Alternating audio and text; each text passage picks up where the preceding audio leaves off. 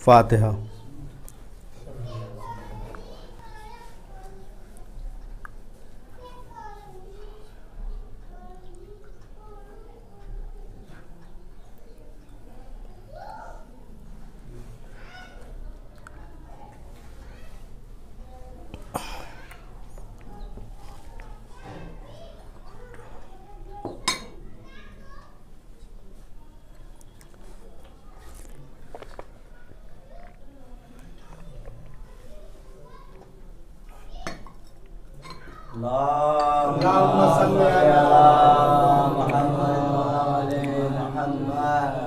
वला हौला वला कुव्वता इल्ला बिल्लाहिल अलियुल अज़ीम।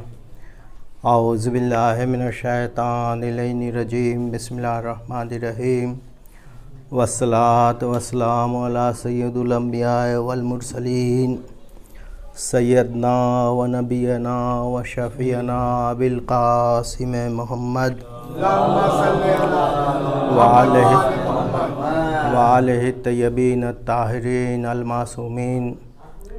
अम्मा बाद क़ालल्लाहु रसूलुल्लाह सल्लल्लाहु अलैहि व आलिहि वसल्लम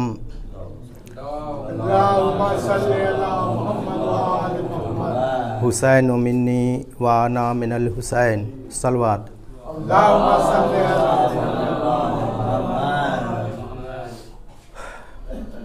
लाइट भी नहीं है और वह भी तजावुज़ कर रहा है, इसलिए शकील साहब देखिए, इस्लाम में कुर्बत की बड़ी अहमियत है। समझा मेहदी साहब? कुर्बत का मतलब क्या है?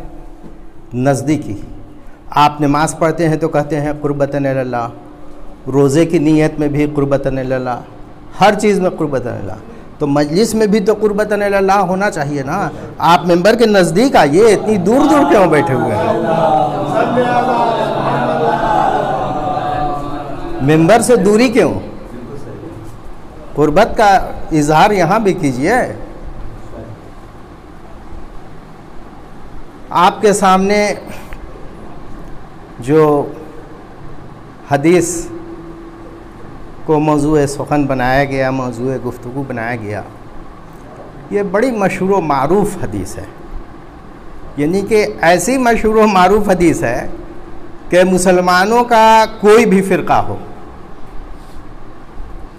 हर फ़िरक़े का इस हदीस के ऊपर इजमा है कि यह हदीस की सेहत और इस हदीस की सनद दोनों ऐसी है जैसे किसी कुरान की आयत हो, चूँकि रसूल की हदीस है, रसूल के दहन मुबारक से निकली है। हुसैन मिन्नी व अना मिनल हुसैन। और आप लोगों की सुनी भी हुई है, अक्सर मजलिसों में, महफिलों में इसके ऊपर तकरीर की जाती है। तो कुछ नया गोशा तो नहीं, लेकिन फिर भी इस ज़ैल में हम लोग कुछ गुफ्तगू कर सकते हैं। इस हदीस का मतलब क्या है? रसूलुल्लाह सल्लल्लाहु अलैहि वसल्लम फरमा रहे हैं कि हुसैनो मिन्नी, हुसैन मुझसे है, व अना मिनल हुसैन, और मैं हुसैन से हूँ। कितनी आसान हदीस है, हुसैनो मिन्नी व अना मिनल हुसैन, है ना? तो इसमें कुछ ऐसी कोई दकीक बात नहीं है कि उसको समझने में कोई दुश्वारी हो। लेकिन मसला ये है कि अगर ये हदीस इतनी सहल है और इतनी आसान है, तो फिर इसके मफ़हूम के इदराक में इतना मसला क्यों है मुसलमानों के बीच, है ना? हुसैन मुझसे है और मैं हुसैन से हूँ। अगर ये दो जुमला है, एक जुमला क्या है कि हुसैन मिन्नी, दूसरा क्या है व अना मिनल हुसैन। तो पहला जो जुमला है कि हुसैन मिन्नी, इसमें कौन सी ऐसी नई बात है? रसूल अपने नवासे के बारे में फरमा रहे हैं कि ये मेरा नवासा हुसैन मुझसे है।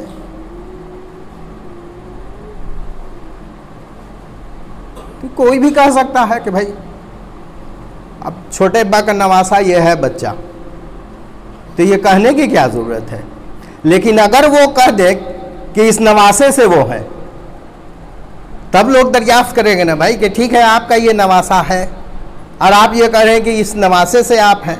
देखिए खुशकिस्मती है कि यहाँ एक नवासा भी है और जो है कि नहीं चचा भी हैं, है ना, नाना भी हैं और नवासे भी हैं। इसलिए मिसाल देने में थोड़ी आसानी हो जाएगी।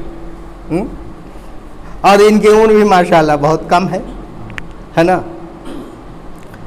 तो अगर ये मिसाल दी जाए और कहा जाए, है ना, कि ये नवासा मुझसे है, तो इसमें कोई भी कह सकता है, किसी भी मज़हब का हो इंसान, हिंदू मज़हब का हो, क्रिश्चियन हो, है ना, ईसाई हो, यहूदी हो, कोई भी कह सकता है कि भाई मेरा नवासा हमसे है। तो ये तो कोई ऐसी बात है नहीं, कोई दकीक बात है नहीं। लेकिन रसूल ये कह रहे हैं कि ये मेरा नवासा जो है हमसे है ना। तो देखिए बात की अहमियत जो है, वैसे तो ये कहा जाता है कि जो है ये देखो, ये मत देखो कि किसने कहा, बल्कि ये देखो कि क्या कहा। लेकिन ऐसी बात नहीं है, ये भी देखना पड़ता है कि किसने कहा। जिसने कहा उसकी मंजिल क्या है, वो किस रुतबे का हामिल है, उसकी शख्सियत कितनी अजीम है ना। आम तौर से हम लोग अगर कुछ बात कहें तो उसकी अलग अहमियत होगी, लेकिन अगर शहर का जो कोतवाल है, डीएम है, एसपी है, वो अगर कुछ बात कहे तो उसकी अलग अहमियत होगी। वज़ीर आज़म या सदर जो है मुल्क के, वो अगर कुछ बात कहें, है ना, तो उसकी एक अलग अहमियत होगी। तो जिस हैसियत का वो शख्स है, उसी हैसियत से उसकी बात का जो है इम्पोर्टेंस होगा, उसकी बात की अहमियत होगी। तो रसूल जब ये कह रहे हैं कि ये मेरा नवासा मुझसे है, हुसैन मुझसे है, तो इसका मतलब क्या है। रसूल ये बताना चाहते हैं। देखिए एक तो बात इसमें यह है कि अगर सिर्फ रसूलुल्लाह ये कह देते कि अना मिनल हुसैन, अगर इस हदीस, मान लीजिए एक वक्फे के लिए कि ये हदीस बस इतनी ही है कि अना मिनल हुसैन, तो आपको लगता नहीं है कि ये हदीस सेंटेंस मुकम्मल है, जुमला पूरा है, अरबी ग्रामर के हिसाब से भी जुमला ठीक है, कुछ कमी नहीं लग रही है। लेकिन मानवियत के हिसाब से, मफहूम के हिसाब से लग रहा है कि कुछ बात और कहनी थी जो नहीं कही गई है ना। तो जब इसको ये कहा जाए कि हुसैन ओ मिन्नी वाय ना मिनल हुसैन, है ना, तब जो है लगता है कि जुमला बिल्कुल मुकम्मल हो गया, बात मुकम्मल हो गई, मफहूम जो है कि नहीं बिल्कुल जाहिर हो गया। तो एक तो कि जुमला मुकम्मल हो रहा है, मफहूम उससे जाहिर हो रहा है, ऐसा नहीं लग रहा है कि बात जो है कि नहीं बीच से ही कुछ कह दी गई है। लेकिन इसकी दूसरी वजह यह भी हो सकती है कि देखिए दो शख्सियात का इसमें तस्करा है, एक तो कि रसूल का और एक इमाम हुसैन का, है ना। पहले तो रसूल कह रहे हैं कि ये बच्चा, ये हुसैन, ये मुझसे है। तो इसमें वो कहना क्या चाहते हैं, इसमें वो ये जाहिर करना, ये बताना, ये समझाना ये चाहते हैं कि देखो ये जो बच्चा है ये उस रसूल का बच्चा है जो अजमत के आला तरीन मर्तबे पे फायज है, सरदारुल अंबिया है ना, हजरत आदम से भी अफजल और हजरत आदम से लेकर के हजरत ईसा तक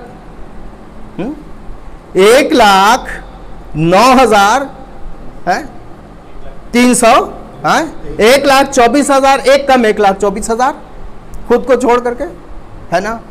तो सबसे अफजल नबी, और वो नबी जो कुरान भी लाए, जिनकी वजह से ये पूरा मजहब इस्लाम है, तो वो अपने मुंह से ये कह रहा है।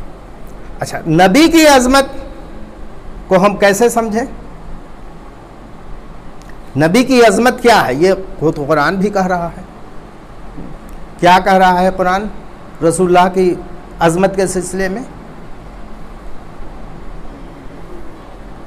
पहला एक जो कुरान की जो आयत है ना, वमा यंतक़ु अनिल हवा इन हवा इल्ला वह्युन यूहा।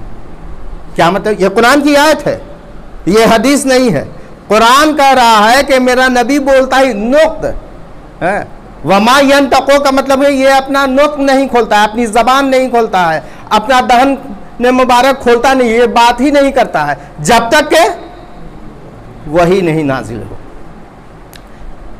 इसका मतलब ये नहीं है कि अपना कोई प्राइवेट मसला हो तो वो बोल देता है, नहीं, जो जब भी बोलेगा वही के नाजिल होने के बाद ही वो बोलेगा। एक तो कि ये आयत है बड़ी मशहूर, और दूसरी आयत क्या है? वमा तशाउना इल्ला अन यशा अल्लाह, ये भी कुरान करीम की आयत है। उसमें क्या है? इसका मतलब क्या है कि ये मेरा नबी ये चाहता ही नहीं जब तक कि मैं न चाहूं।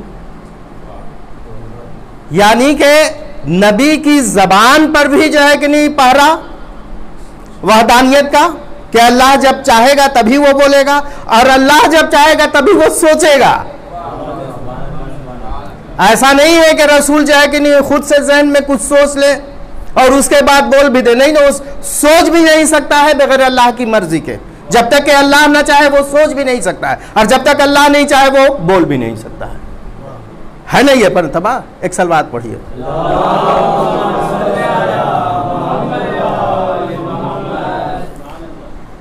ये दो बात हुई। अब देखिए दो हदीसों का भी सहारा लिया जाए, या उसके पहले एक और कुरान की छोटी सी एक आयत ले लीजिए। क्या भाई? वमा मोहम्मद इल्ला रसूल, ये मोहम्मद कौन है? तो अल्लाह के रसूल है। तो अल्लाह के रसूल का मतलब क्या हुआ?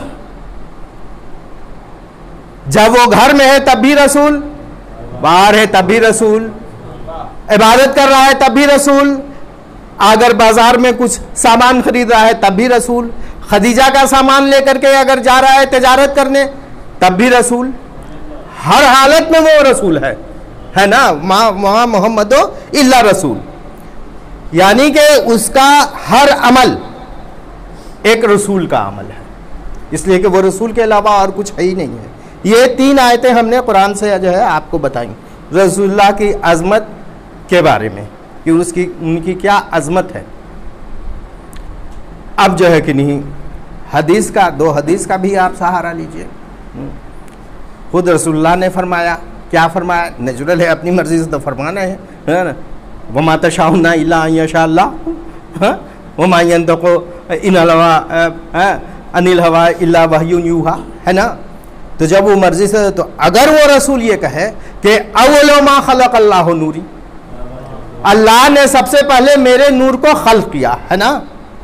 सब लोगों को पता है, सारे मुसलमानों को पता है। तो सबसे पहले मेरे नूर को खल्क़ किया, तो इसका मतलब क्या है? कि उस वक्त ये ज़मीन का फर्श नहीं था, आसमान का शामियाना नहीं था, ना चांद था, ना सूरज था, न दरिया थे, न पहाड़ थे, यानी खिलकत का जितना भी एलिमेंट हो सकता है, खुदा की खिलकत कुछ नहीं है। तो कुछ नहीं है तो क्या है? अव्वलु मा खलक़ अल्लाहु नूरी, अल्लाह ने पहले मेरे नूर को खल्क़ किया, है ना? तो सबसे पहले जो है वो रसूल है, उसके बाद ही कुछ है। हजरत आदम भी है तो बशीर शक्ल में बाद है, पहले रसूल है नूरी शक्ल में, है ना? और इसीलिए देखिए हिंदुस्तान के बड़े बड़े यहाँ जो है सूफी हुए हैं, संत हुए हैं, है ना? अब आप गुरु नानक को ही ले लीजिए, तो काबे में जाने का उनको शर्फ हासिल है ना, गए थे ना गुरु नानक, काफ़ी जगह कि नहीं उन्होंने ट्रैवल किया, बगदाद गए, सब जगह वो गए, हिंदुस्तान में बहुत सी जगह गए। और आगे आ जाओ बाबू, और आगे आ जाओ, जगह जगह बहुत खाली है।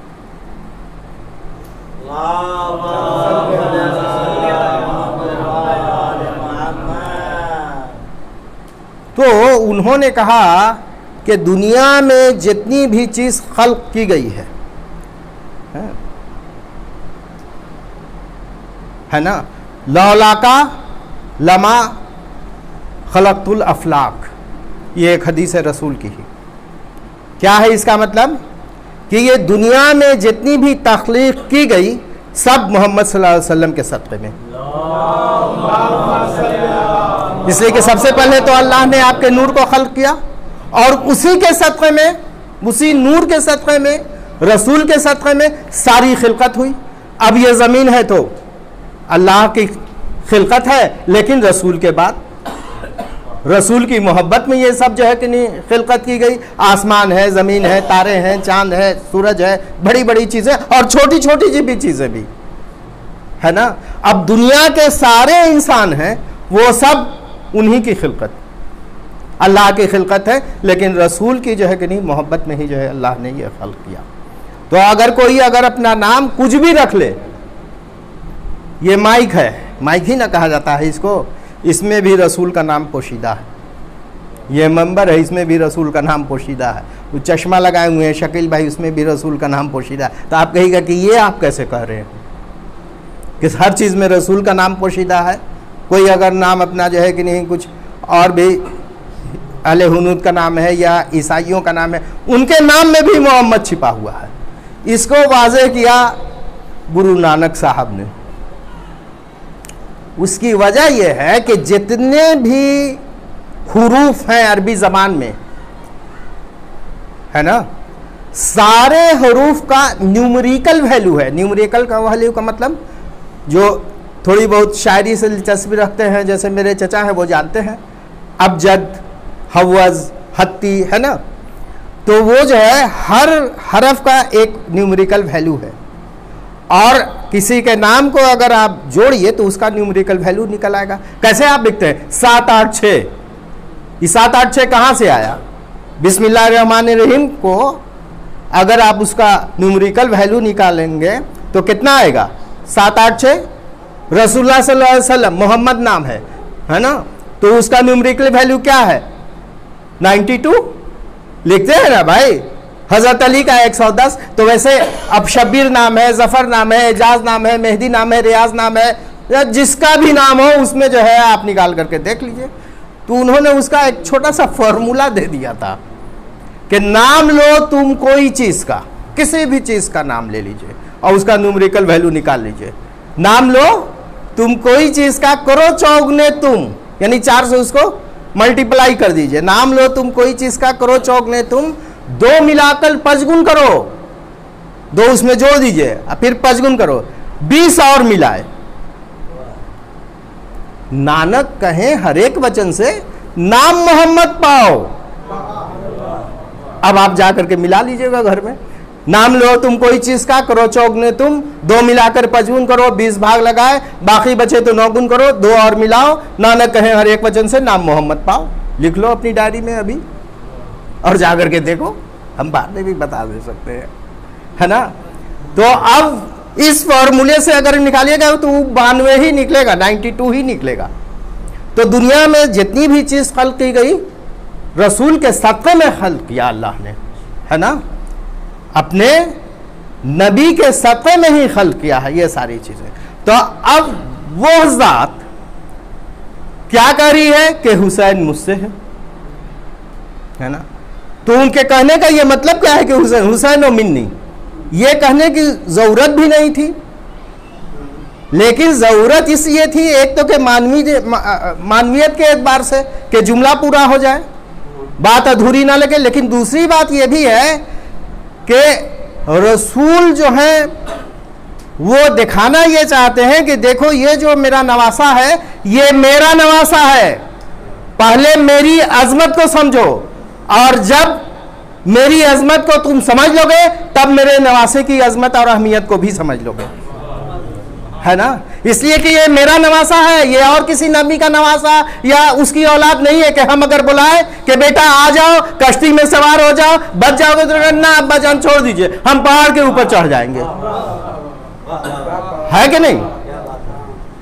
ये अगर मेरा नवासा है तो हूं बहू ये मेरा नवासा है, किरदार में मेरा नवासा है, गुफ्तार में मेरा नवासा है, अमल में मेरा नवासा है, हर तरह से ये नवासा है। अब जिस नजरिए से, जिस तरीके से परखना चाहो, वक्त के हिसाब से परखते रहना, ये हर जगह मोहम्मद ही नजर आएगा।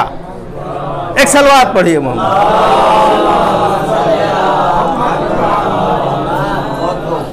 है ना, ये हर जगह हर मुकाम पर।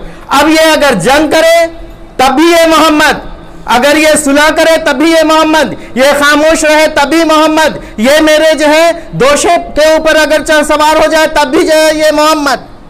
है ना, तो इसका किसी से मिलना, उठना, बैठना, इसका हर अमल, इसका किरदार, इसकी सोच और फिक्र, हर चीज जो है कि नहीं मोहम्मद है ना। यही ना बताना चाह रहे हैं कि देखो और नबियों की औलाद की तरह से ये नहीं है, ये मेरी औलाद है। तो एक तो बात ये हो गई, यही वजह थी कि उन्होंने कहा कि हुसैनो मिन्नी। अब दूसरा जुमला क्या है, उसका दूसरा टुकड़ा क्या है कि वा अना मिनल हुसैन, और मैं हुसैन से हूं। यही पर प्रॉब्लम है समझना। मेरे चचा अगर कह दें कि ये नवासा नजीब जो है ये हमसे है तो सब लोग समझ सकते हैं, कोई बात नहीं है। लेकिन अगर अभी वो ज़रा सा कह दे कि इसकी वजह से हम हैं, तो सब लोग पूछेंगे कैसे। पूरा शहर उनसे पूछेगा ये आप क्या बता रहे हैं। इसके पूछने की वजह भी है और पूछना भी चाहिए। क्यों पूछना चाहिए कि भाई देखिए, कोई भी इंसान हो, कोई भी आदमी हो, है ना, अगर वो अपने बच्चे से शनाख्त कर रहा है, आमतौर से देखिए अगर शनाख्त की जाती है, यहां तक कि दोस्ती की भी जो है जो ये होती है ना, इसका मतलब ये है कि आपका दोस्त जो है आप ही के जैसा है। जैसे शकील साहब रियाज साहब के दोस्त हैं, रियाज साहब क्या कह रहे हैं कि शकील साहब मेरे दोस्त हैं, ये एक बात हुई। लेकिन शकील साहब भी कह रहे हैं कि रियाज साहब मेरे दोस्त हैं। इसका मतलब क्या हुआ, अब कहीं जहां भी ये जाएंगे कहें कि रियाज साहब मेरे दोस्त हैं, है ना। और रियाज जब जाएंगे तो कहेंगे अब सब लोगों को मालूम है। तो अब रियाज साहब के बारे में कुछ मालूमात हासिल करनी है तो शकील साहब से कोई पूछ लेगा, और शकील साहब के बारे में कुछ मालूमात हासिल करनी है तो रियाज साहब से जाए, ए भाई आप रियाज साहब शकील साहब को जानते हैं? कि हाँ जानते हैं, अच्छी तरह से जानते हैं, है ना। तो दोनों में कॉन्फिडेंस भी है तब ना। लेकिन ये जो शनाख्त होती है एक दोस्त की दूसरे दोस्त से या एक शख्स की दूसरे शख्स से, है ना, तो इसका मतलब यह है कि शकील साहब का किरदार, शकील साहब का अमल, शकील साहब का बर्ताव और रवैया ऐसा है कि रियाज साहब को कभी भी शर्म नहीं महसूस होगी यह कहने में कि शकील साहब मेरे दोस्त हैं। और रियाज साहब का किरदार, रियाज साहब का अमल, रियाज साहब का बर्ताव, रियाज साहब का रवैया ऐसा है कि शकील साहब को कहीं भी शर्म नहीं महसूस होगी ये कहने में कि रियाज साहब अरे हाँ वो तो मेरे दोस्त हैं, है ना। तो ये तो दोस्तों की बात हुई। लेकिन जहां तक यहां रसूल और उनके नवासे का ताल्लुक है, यह भी समझना है कि अगर आप किसी के किरदार, किसी के रवैये, किसी के अमल के ऊपर एतबार कर रहे हैं तो उसका मेयार क्या होगा। मेयार सबसे बड़ी चीज है। मेयार के ताउन के लिए कुछ एज चाहिए, बरस चाहिए। ये तो छोटा सा लड़का है, इसके किरदार, इसके अमल और इसके जो है रवैये का क्या एतबार है। ये तो बच्चा है ना, इसका तो जो मूड होगा वो करेगा। बच्चे के मूड के हिसाब से उसकी आदत बदलते रहते हैं। लेकिन अगर ये बच्चा जो है कि नहीं 20 साल का हो जाए, 22 साल का हो जाए तो लोग कहें कि हाँ ठीक है, इस कौल के ऊपर एतबार किया जा सकता है। अगर ये बच्चा कह दे कि कल हम आपके यहाँ आएंगे तो आप समझ लेंगे कि हाँ ये आएगा। लेकिन अगर ये कह दें कि कल हम आपके यहाँ आने वाले हैं तो आप दरियाफ्त कि कितने बजे आओगे, ठीक है हम रहेंगे, आ जाओ। इसका मतलब आपको एतबार है इनकी बात के ऊपर। तो रसूल ने जब ये कहा कि हुसैन व मिन्नी व अना मिनल हुसैन, उस वक्त इमाम हुसैन की उम्र क्या है? इमाम हुसैन की उम्र मुश्किल से 3 या 3.5 साल, जो अभी ठीक से बोलना भी नहीं जान रहे हैं। रसूल की गोद में जो है कि नहीं तशरीफ फरमा है, रसूल अपनी गोद में लिए हुए हैं। और एक बार ये जुमला नहीं कहा है, कई बार कहा है हुसैन और मिन्ने, इसके अलावा और भी बातें कहेंगे, लेकिन चूंकि वक्त मुख्तसर है इसलिए मैं ज़्यादा बातों को नहीं, सिर्फ इसी के ऊपर मैं अपने को भी कर रहा हूँ, है ना, इसी के ऊपर कुछ गुफ्तगू होगी आने के लिए। इससे इसके ताल्लुक से और भी कई हदीसें हैं। तो अब इस छोटे से बच्चे को रसूल गोद में लिए हुए हैं और कह रहे हैं कि अना मिनल हुसैन।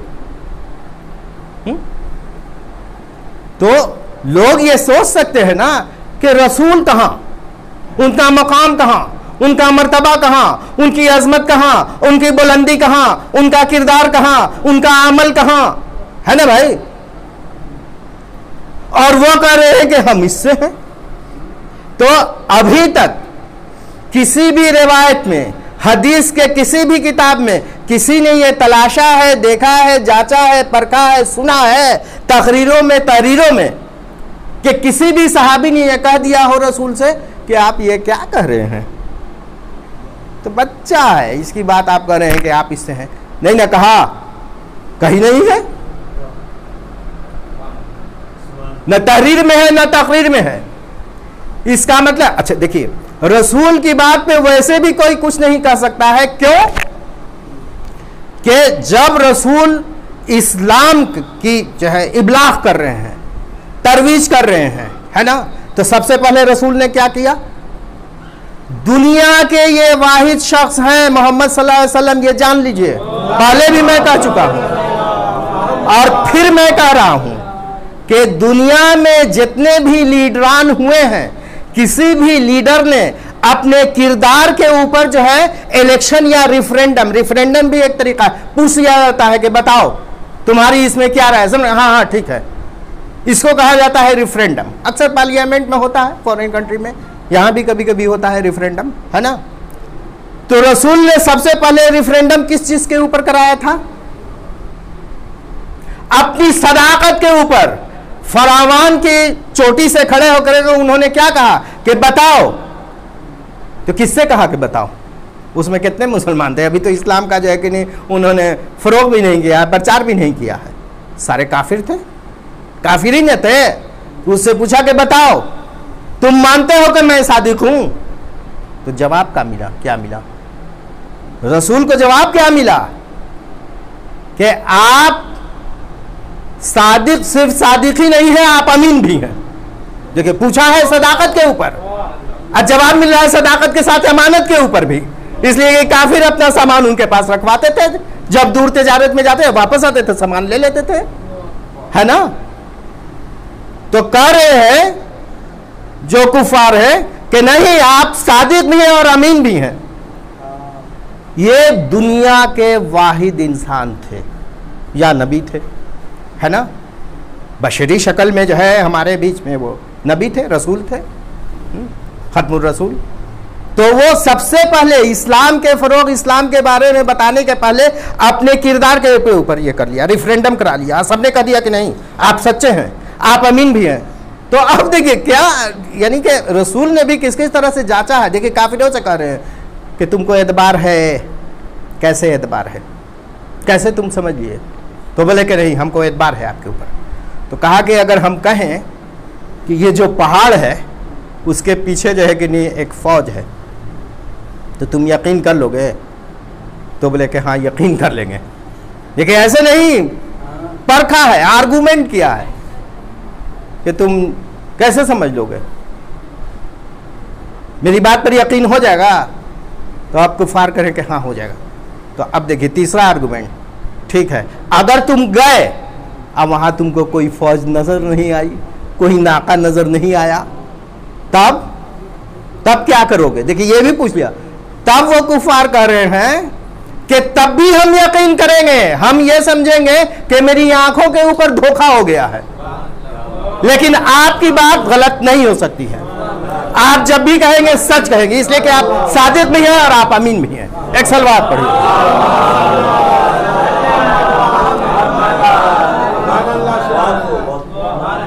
तो आलम इंसानियत के सबसे पहले नबी कहिए या सबसे पहले जो है कि नहीं ऐसा शख्स जिसने अपनी सच्चाई के ऊपर रिफरेंडम करा लिया दुश्मनों से।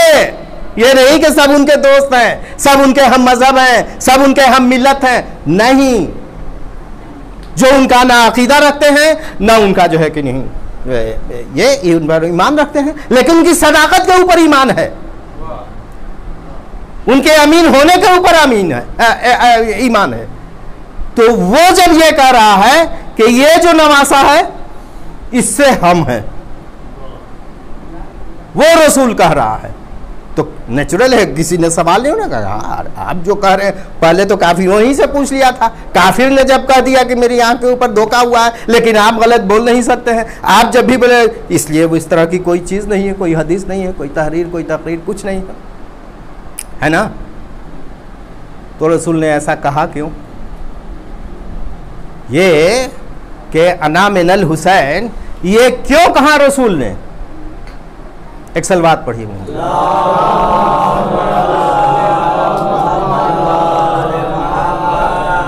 एक और दूर।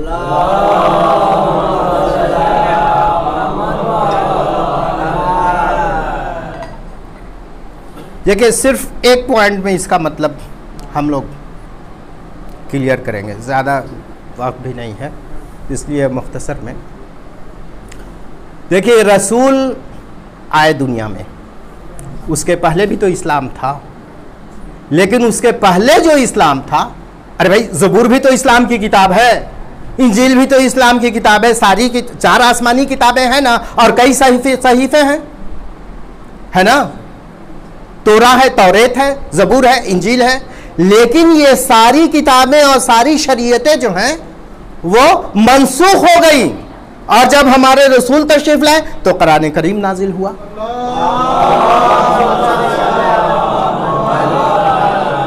अगर हजरत ईसा का तस्करा आपको जानना है तो कुरान पढ़िए, हजरत मूसा के बारे में जानना है तो कुरान पढ़िए, हजरत इब्राहिम के ऊपर सहीफे नाजिल हुए, पूरी मुकम्मल किताब नहीं नाजिल हुई, लेकिन हजरत इब्राहिम के बारे में जो हम लोग ये कुर्बानी करते हैं, अभी कितना 1 महीना तो हुआ है, सारा मुसलमान ने आलम ने बकरीद मनाई। जिसको जो मकदूर हुआ जानवर जो है उसको ज़बह किया और कुर्बानी पेश की। उसकी सुन्नत में जो हजरत इब्राहिम ने वो अमल किया, लेकिन ये हमको मिलता कहां से है? कहां से हम जानते हैं? कुरान से, कुरानी में तो लिखा हुआ है। तो इस्लाम के बारे में जितनी भी चीजें हैं वो सारी चीजें कुरान में है।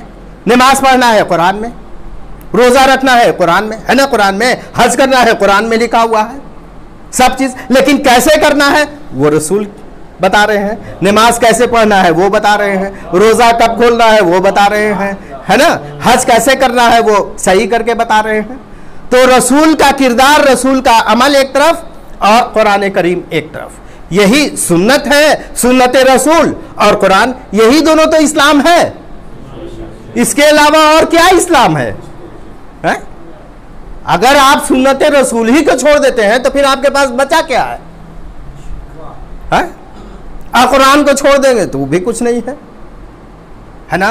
लेकिन ये इन दोनों चीजों का दारोमदार किस चीज के ऊपर है? कुरान का दारोमदार है वही के ऊपर। वमा यंतक़ु अनिल हवा इन हवा इल्ला वह्युन यूहा। तो अगर रसूल ये कह देते, जैसे हम लोगों को जैसे होता है कंफ्यूजन, हाँ ये बात किसने कही, हाँ तो ये तो इब्राहिम लिंकन ने कहा था, तो इन्होंने कहा कि नहीं इब्राहिम लिंकन का ये नहीं है, ये तो टॉल्स्टॉय ने कहा था। लीजिए आपसी में कंफ्यूजन होता है ना, लेकिन रसूल को कभी कंफ्यूजन नहीं हुआ। कुरान कुरान है, हदीस हदीस है। कभी ऐसा सुना है कि उन्होंने कहा बता दिया कि नहीं ये तो जो है ना ये नहीं थी, ये कुरान नाजिल नहीं था, हमने कह दिया था, मेरे जहन में बात आ गई थी। ऐसा सुना है कभी आपने? रसूल को ऐसा कभी कंफ्यूजन हुआ है? लाख लोग कहते रहे हिज़ियान, लेकिन रसूल और इमाम के ऊपर हिज़ियान नहीं होता। चाहे वो बुखार तारी हो या कुछ भी हो। बात समझ रहे हैं ना आप? तो इस्लाम के जितने भी अरकान हैं, रोज़ा है, नमाज है, हज है, ज़कात है, सारी चीज़ें जो है कुरान से हमको मिलती हैं। अंबिया, क़ससुल अंबिया के बारे में हम जानते हैं, तौरेत के बारे में जानते हैं, ज़बूर, सब चीज़ कुरान से। कुरान का इन्हिसार किस चीज़ के ऊपर है? वही के ऊपर है ना। अब इसके साथ एक ये तो हुआ रोज़ा नमाज, लेकिन सच्चाई, ईमानदारी है, हुस्न अखलाक, किरदार, ये सब हम कहां से जानते हैं? रसूल की हयात तैयबा से। अरे बुढ़िया कूड़ा फेंकती जा रही है लगातार 3 दिन तक, है ना, गुस्से में चले जाते तलवार लेकर के, साहबी को लेकर के जाते, तलवार नियाम से निकालते, कहते कि तूने कूड़ा फेंका है। ऐसा सुना है आप लोग? नहीं, जा करके क्या कह रहे हैं कि रोज अबू कह रही है कि ओ मोहम्मद तुम आए हो बदला लेने के लिए हमसे, आज हम बीमार हैं। तो बोले कि नहीं नहीं, बदला लेने नहीं आए, तो हम तो ये जानने के लिए आए हैं कि कल तक तू कूड़ा फेंकती थी, लेकिन आज से कूड़ा फेंकना बंद हो गया, तेरी तबीयत खराब है क्या? लीजिए, मिजाज पुरसी को जा रहे हैं। ये है हुस्न अखलाक, उसमें हुस्ना पे फायज थे ना। तो मुझे सिर्फ कुरान नहीं मिला, मुझे सिर्फ नमाज नहीं मिली रसूल से, मुझे सिर्फ हज नहीं मिला, ज़कात नहीं मिला, जिहाद नहीं मिला, बल्कि हुस्न किरदार भी रसूल से मिला, तकवा भी रसूल से मिला, है ना। लोगों के साथ किस तरह से बर्ताव करना है वो भी रसूल से मिला है, जंग में कैसे पेश आना है वो भी मिला, किस तरह से सुलह हुदैबिया किया उन्होंने, यानी हर तरह की इंसानी जिंदगी के जितने भी अमाइल हो सकते हैं, है ना, जितने भी एलिमेंट्स होते हैं, सारी चीजें हमने कहां से ली? रसूल से। तो अब रसूल की ये जितनी भी जो है मेहनत थी, जितनी भी काविश उन्होंने की, 23 साल जिंदगी में तो की, 23 साल जिंदगी ना है। तो ये 23 साल जिंदगी को अगर जो है कि नहीं 40-50 साल के अंदर में कोई जो है कि नहीं अपनी हिकमत अमली, हम नहीं कहेंगे हिकमत अमली तो रसूल की थी, हुसैन की थी, अपनी साजिश से इस्लाम को बर्बाद करना चाहे, अगर बर्बाद करना चाहता और करने की कोशिश की, तो वैसी हालत में क्या होता? आप तो शक कर देते रसूल की रसालत के ऊपर, आप शक करते उसकी सदाकत के ऊपर, आप सिर्फ रोजा नमाज के ऊपर नहीं ये करते, उसके पूरे किरदार कशी करते, है ना।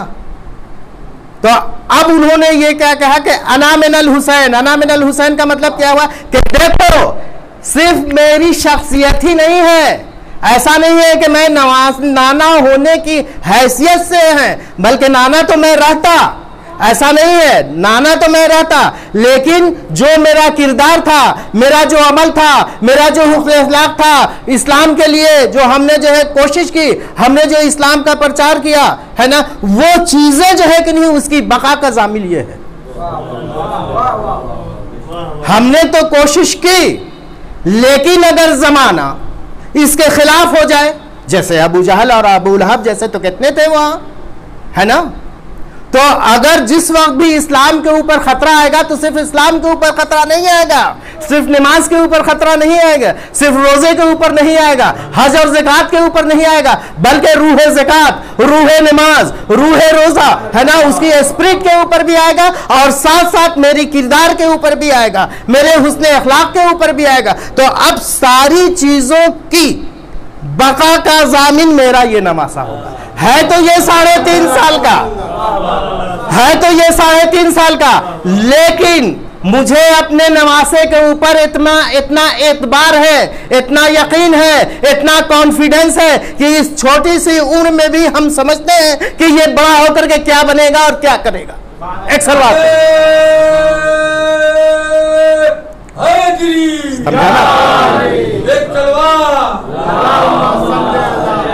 इसीलिए रसूल ने कहा कि हुसैन मिन्नी व अना मिनल हुसैन।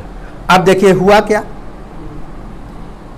रसूल की आंख बंद होते ही 11 हिजरी में आपका इंतकाल हुआ। 11 हिजरी में ना हुआ, 10 हिजरी में आखिरी हज उन्होंने किया। और वाक़या करबला कब हुआ है? 61 हिजरी में, 50 साल के बाद। और जब वाक़या करबला हुआ है तो उस वक्त रसूल के कुछ सहाबी भी मौजूद थे। लेकिन वाक़या करबला में हुआ क्या?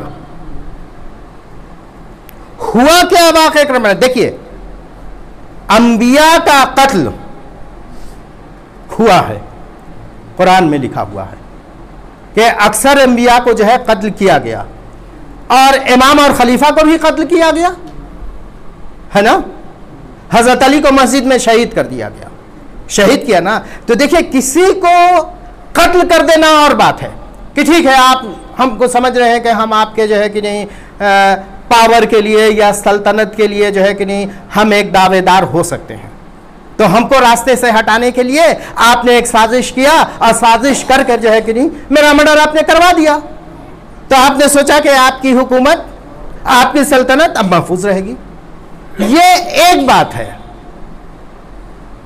ये एक बात है। लेकिन जुल्म की हद जो है वो अपने इंतहा पर पहुंचा दी जाए, वो एक अलग बात है। वाक़या करबला में हुआ क्या आखिर? अच्छा, इमाम हुसैन ने कुर्बानियां सबने भी पेश की हैं। इतना जो है यानी कि इंटेंसिटी के साथ, यानी कि अरे भाई, हर इंसान को अपनी जान प्यारी है।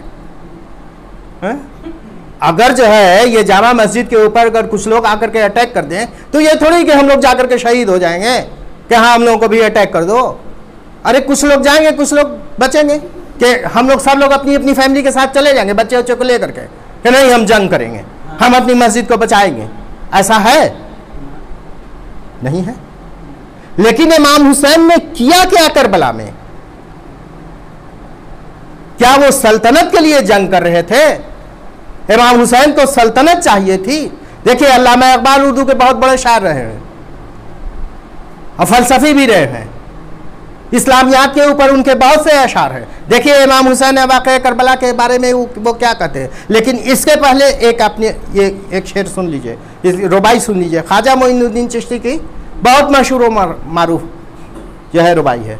क्या है कि शाहस्त हुसैन, बादशाहस्त हुसैन, है ना, दीन अस्त हुसैन। देखिए, दीन कह रहे हैं, इमाम अस्त हुसैन नहीं कह रहे, कह रहे कि दीन अस्त हुसैन।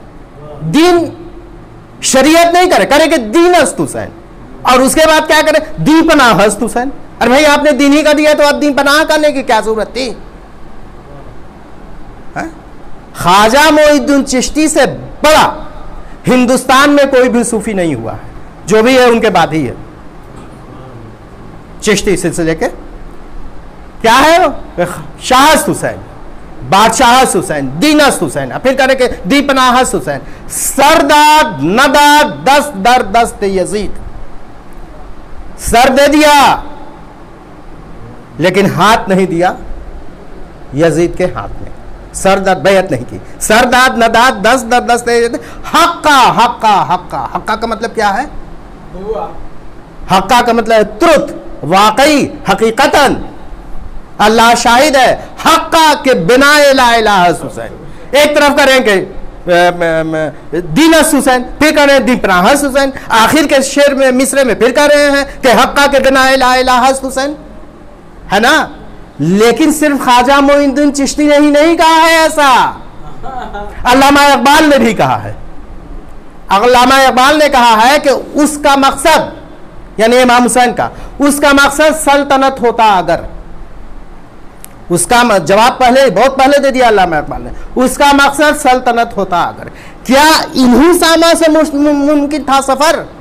उसका मकसद सल्तनत होता अगर, क्या इन्हीं सामा से मुमकिन था सफर? जाने सारे इतने कि यजना के अदद, यजना मैंने अल्लाह, तो अल्लाह के नाम के जो है कि नहीं वो न्यूमेरिकल वैल्यू कितना है उसका? 72। रसूलुल्लाह का है 92 और मेरा है एजाज का 82। अपना भी हमने बता दिया है, आप भी अपना निकाल सकते हैं, है? तो कह रहे हैं अल्लाह कि उसका मकसद सल्तनत होता अगर, क्या इन्हीं छोटा सा सामान, छोटा सा लश्कर 72 से, उसमें छोटे बड़े सब हैं, बूढ़े हैं, सहीफ है, 6 महीने का असगर भी है, तो उसका मकसद सल्तनत होता अगर, क्या इन्हीं सामान से मुमकिन था सफर? दुश्मनों की कोई गिनती और नहद, दुश्मनों की कोई गिनती और नहद, जाने सार इतने कि यजना के अदद, अल्लाह के नाम के जितना ये आता है वही 72, जाने सारे इतने कि यजना के अदद। आप गौर फरमाइए कि अपने खून में डूब कर वो हक पना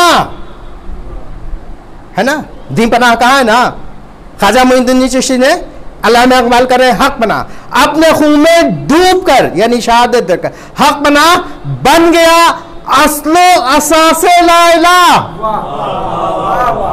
वही पूरा जो है कि नहीं ख्वाजा मोइनुद्दीन चिश्ती का लहजा है, मफहूम भी वही है, हा? उसका सल्तनत, उसका मकसद सल्तनत होता अगर, क्या इन्हीं सामान से मुमकिन था सफर? दुश्मनों की कोई गिनती और नाहक, जाने सारे इतने की यजना के अदद, अपने खून में डूब कर वो हक पना बन गया असलो असासे ला इलाह। मतलब क्या है? मतलब क्या है? देखिए, कुर्बानी हजरत इब्राहिम ने भी दी और दूसरे पैगंबरों ने भी दी, तो कोई जब ऐसी मिसाल ही नहीं थी तो इमाम हुसैन ने इतनी बड़ी कुर्बानी क्यों पेश की? हालांकि हुसैन बार बार ये बता रहे थे, आने के ऊपर पाबंदी थी, जाने के लिए पाबंदी नहीं थी। जब वो मदीने से कुफा गए है ना, और वहां से फिर जब वो मक्का गए, और मक्का के बाद जो है जब वो करबला तशरीफ ला है, रास्ते में हर जगह जब लोग शामिल हो कहेंगे नहीं, मैं जा रहा हूं अल्लाह की राह में अपने को कुर्बान करने के लिए, तुम लोग अपनी जान को हिलाकत में मत डालो। और यही हुआ जब शब आशूर शुरू हुई तो उन्होंने क्या किया? पहले कह दिया कि तुम लोग चले जाओ। जब ये नहीं माने उनके रफ़्का, तो कहा कि मैं चिराग बुझा देता हूं ताकि तुमको रोशनी में पशेपानी ना हो, शर्मिंदगी ना हो जाने में, तो तुम चले जाओ हमको छोड़ करके। और साथ में यह भी कह दिया कि ये न समझो कि मेरे जाने के, तुम्हारे जाने के बाद जो है मुझे कुछ ये होगा, शर्मिंदगी होगी, अपने तुम्हारे ऊपर से मैं बैत उठा लेता हूं और साथ साथ तुम्हें जन्नत की जमानत भी देता हूं। इतने बड़ा इमाम हुसैन ने, सरदार जमाना ने जन्नत है भाई, रसूल की हदीस है? तो जन्नत वो नहीं देंगे तो कौन देगा? उन्होंने कहा जन्नत की जमानत भी है, जाओ और जन्नत में जाओगे। आज का अगर जमाना होता बकौले रियाज साहब कि लोग आपस में मशवरा करते कि नहीं भाई इमाम हैं, मर्जा हैं, है ना, तो वो जब कह रहे हैं तो सोच ही समझ के कह रहे हैं, हम लोगों को चले जाना चाहिए, है ना, हम लोगों को चले जाना चाहिए, इसलिए कि भाई इमाम है, इमाम वक्त हैं, जब वो कह रहे हैं तो हम लोग आखिर कुछ तो वो समझ रहे हैं ना, जिसका हम लोग नहीं समझ रहे, तो लोग चले जाते छोड़कर। लेकिन देखिए कैसी शीशा पिलाई हुई दीवार थे ये, है? उन्होंने क्या कहा कि अगर आपने दोबारा ऐसा कहा तो हम लोग अपनी तलवार से अपनी गर्दन को खुद काट करके आपके कदमों पे पेश कर दें। कहा कि अगर 1000 बार भी अगर हम जिंदा किए जाएं या फिर हमको कत्ल किया जाए और उसके बाद अगर आप पुकारें तो हम जाएंगे। तो हुसैन का कोई भी जो है रफ़्का, उनके कोई भी असाब, उनके कोई भी अजीज जन्नत की ख्वाहिश में नहीं इमाम के साथ गया, सिर्फ इमाम हुसैन के लिए गया।